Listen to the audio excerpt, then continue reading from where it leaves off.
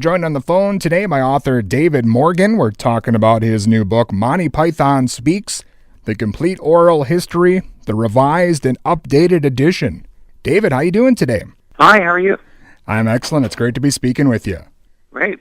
Well, let's talk about the new book, Monty Python Speaks, the complete oral history. It's actually the revised and updated edition. Can you tell the listeners a bit about it? Well, this is a history looking into the formation of Monty Python, how they got together, how they worked together as a group, creating a sort of comic sensibility that was much different from what any of them did as their solo work, and also discusses the making of their films and TV shows and the censorship battles they've had, and the sort of creative tension that was within the group when each of them might try to peel off to do their own solo careers. The update of the book looks at what they've been up to in the 21st century, including their spectacularly successful reunion show in London in 2014, when they sold out the first show's 16,000 tickets in 43 and a half seconds. Yeah, it's incredible. 50th anniversary of Monty Python, and they're still, just as popular. And I think you'd be hard-pressed to find, not just comedians, but just anyone in general who hasn't been influenced in some way by Monty Python. Yeah, and it's not just, as we saw with the London reunion, it's not just baby boomers, it's their children and their grandchildren who are attracted to this, because the comedy they produce is so timeless. Generally, they stayed away from topical humor. So in watching the shows nowadays, you don't have to know who was Prime Minister of England in 1970 in order to get a joke. They dealt with archetypes, with establishment figures that are recognizable in all cultures and all time periods. So it translates very well to other countries and other eras. And it's definitely a great book for the fans. You have interviews with all the surviving Pythons, as well as, a lot of the collaborators and a lot of the other people that were there. So you definitely get kind of the whole picture more than any other book that I've read anyway. Thank you. Yeah. I've interviewed one or more of the Pythons going back to the mid-'80s, and I really had wanted in the book to look at how they work together, how these six very strong personalities, very different temperaments, were able to complement one another and create a sort of comic sensibility that was unlike whatever they were doing in their solo work. Like John Cleese's Fawlty Towers is a great situation comedy, but it's nothing like what he did in Python. It just speaks to the revolutionary nature of the show when it started in the 60s, which was a revolutionary time for pop culture in TV and music and films and fashion. The Beatles were revolutionary in the area of music. The Pythons were just as revolutionary in the area of TV comedy because they specifically broke all the rules. They didn't adhere to the standard TV comedy sketch show formats. They threw all formats out the window.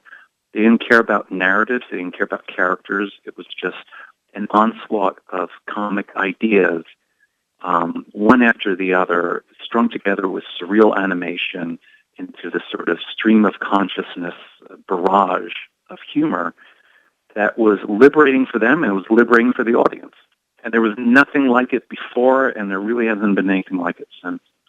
Yeah, and you mentioned the influence, like the Beatles and other big-name groups around that time were even huge fans and, helping to produce and finance a lot of projects. So, obviously they went just beyond the realm of comedy for sure. Yeah, Holy Grail was paid for by rock groups who were fans of the show. Again, David Morgan with us, author of the book Monty Python Speaks, the complete oral history, revised and updated edition is out now. And David, I know you probably didn't get a lot of chance to speak with Graham Chapman, but of course Terry Jones is in there. I know sadly he's in poor health now, but really this book probably the closest thing you'll get to an autobiography from the Pythons. Yeah, thank you. It is mostly in their words and also in the words of the people that they worked with. And, of course, one thing that impressed me so much is how frank they are about themselves and about the other Pythons and the nature of their work relationships, their collaborations. And I think it's that frankness that they each respect and enjoy from the others, because they know that they can trust their comic sensibilities and comic judgment more than anybody else's, certainly more than a TV executive who's telling them what they can or cannot do. If they work on a piece of material and bring it to the group, and the group laughs, then they know this material is good, and nobody outside the group is going to tell them otherwise. And you mentioned the reunion shows in London, and the guys are all still doing other projects separately, and then they get together from time to time. So it seems like when you put the final touches on things, you might end up having to go for a third edition down the road because they're not stopping. Well, we'll see, and they're still holding up, even though they are closer to old age than young age, I guess is the most generous way to put it. Well, David, was there something that surprised you when you were doing the book? Maybe something you didn't know about Monty Python that you found out when you were putting the book together? I think I was intrigued by how removed some of them are from the work itself. If they're looking back 50 years, which of the sketches or what material means the most to them, it's almost as if the process of creating the work means more to them than the finished work. And I think that speaks to the relationships that they had with one another. I don't think they feel as precious about what they created in Python as we, the fans, feel towards it. We would jealously guard it from being in a burning warehouse. I don't think they would necessarily care as much. Yeah, it's probably hard for the average person to kind of come to terms with that. I know those guys, really the TV show was there for about 5 years, and then they did the movies here and there, but really not a big part of their lives as far as all the work they've done. So, I mean, maybe it's hard for people to understand why they don't, I guess, still talk about that all the time, in present day. It's a small part of their total output. Like if you look at John Cleese and all that he's done, or all Terry Gilliam's films, or Michael Palin's travel documentaries, Eric Idle's music concerts and shows, and the Ruddles and so forth.